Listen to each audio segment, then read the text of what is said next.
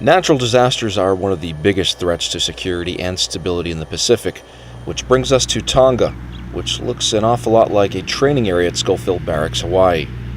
The U.S. Army Pacific Humanitarian Assistance Survey Team is deployed here to train on its capability to assist partner nations with disaster recovery.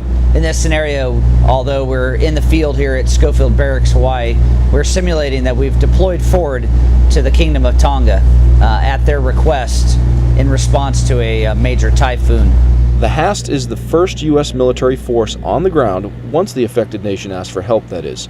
Their mission: determine how to get the ports open so relief supplies can flow in. We go forward, we do some small-scale assessments and determine the ground truth of what's going on, send that back to the main command post in Hawaii, and then we also do these assessments in order to better enable the command to task organize the forces to support whichever foreign nation that we're working in. So today we're at the Port of Tonga and we're going to evaluate some reported damage to the port in order to what needs to be done to reestablish operations. All right, so the checklist is going down right. Just keep working. Just totally ignore me.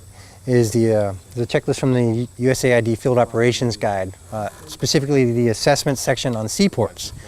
So this is what USAID is looking for in order to pass this information on to humanitarian agencies for further use.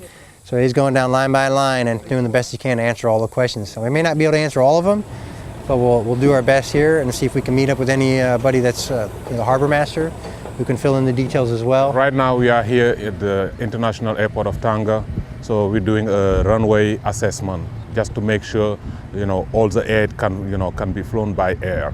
So we have to take some accurate measurements, so it means not just estimating, but give them an accurate measurement. And all this information we're gathering right now going to be important for the Air Force to do the assessment as far as knowing what kind of airplanes they can land here. Once the team completes its assessments, which should take only a day or two, they then prepare to accept follow-on forces, with the understanding that the host nation and aid agencies are in the lead.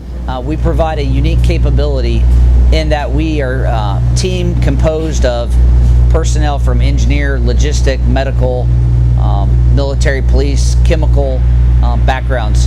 So we can provide a very holistic assessment to the commander about the situation on the ground in a disaster area. Reporting from Schofield Barracks, Hawaii, I'm Sergeant First Class Kevin Bell.